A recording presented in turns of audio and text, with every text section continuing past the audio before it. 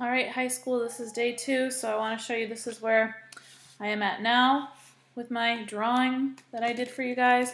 Kind of show you I have a lot of light pencil so far, kind of just getting the boundaries of what I'm going to do for my alter ego here. I want to show you guys that once you get ready to start doing this, you want to make sure you have some photos. So here's a couple photos, something about angel wings always symbolize freedom and peace to me. When I was a little kid, I wanted to learn how to fly. I thought it was unfair that birds could fly and I couldn't. So that's a big aspect of my personality. I wanted to include that image. I do a lot of gardening. Irises are one of my favorite flowers, so I wanted to include that.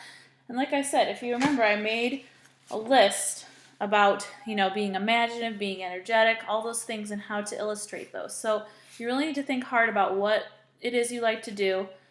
Okay, so what activities or hobbies you have, and also what your personality is like, okay, and how you can include those. You should have at least 3 different images in your illustrated portion, okay? And remember, you're going to use 2 mediums besides pencil, all right?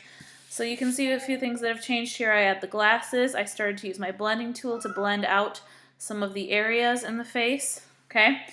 And now I have started to draw out some of the illustrations I want to use for the alter ego portion of the face, okay? So now you need to think about what materials you want to use, okay? You need to use at least 2, so I'm going to be using colored pencil, and I'm going to be using watercolor, okay? Watercolor's in the drawer marked, the cabinet marked watercolor.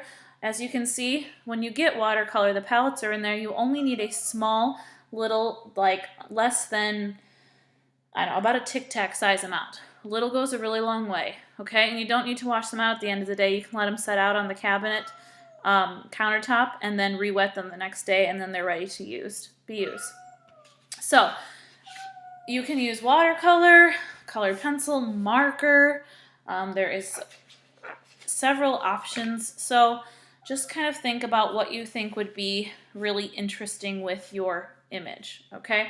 So now that I have finished the realistic portion, I'm going to slowly work kind of on different parts of the alter ego.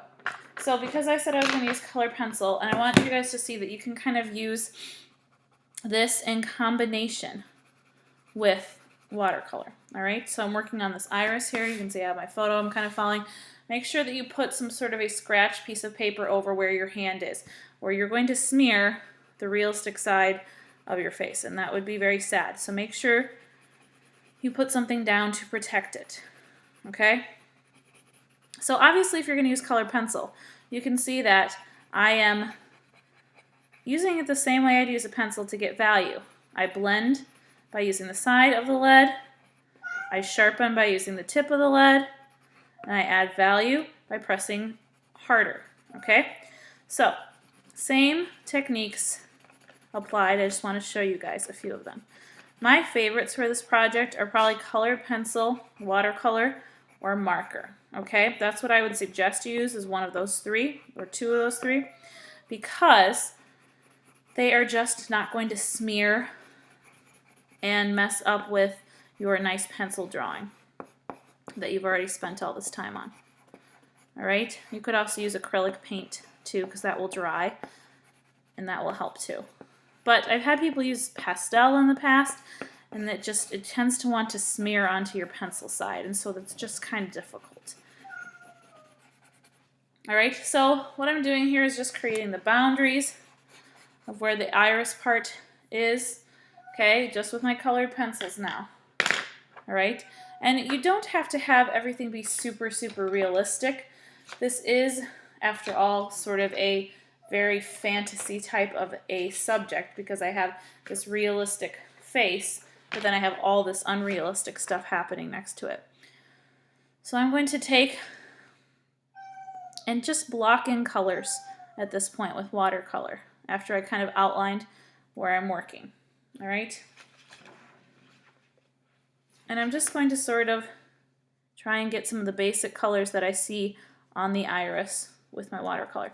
Now, if you're going to do sports teams or different logos or something like that, there's no reason to say you can't, but you just need to figure out how you're going to incorporate it into this portrait, okay?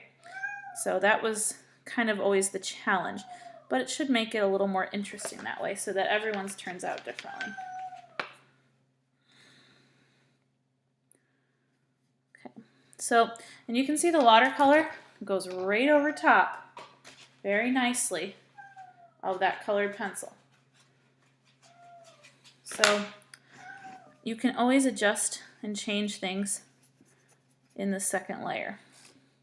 Watercolor paintbrushes are inside of that watercolor cabinet, so make sure that you get those out when you are ready for them. Right now I have a really small skinny brush, and I might at some point get a larger brush here to kind of do some overall toning.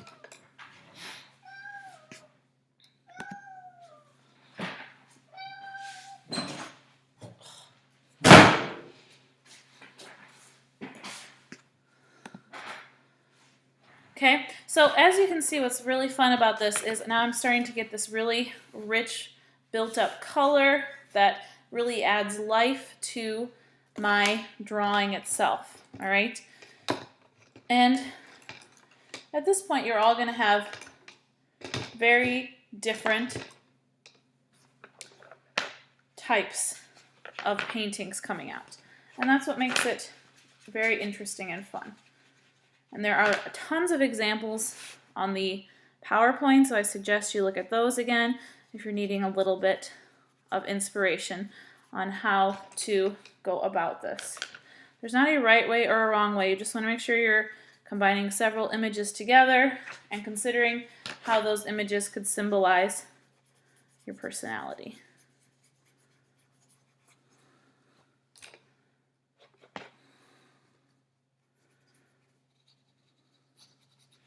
And you might think that this looks like a very abstract flower right now, which it really does, okay? I'm just going to get the elements on there, and I'm going to continue working with it to build up some more realism, okay?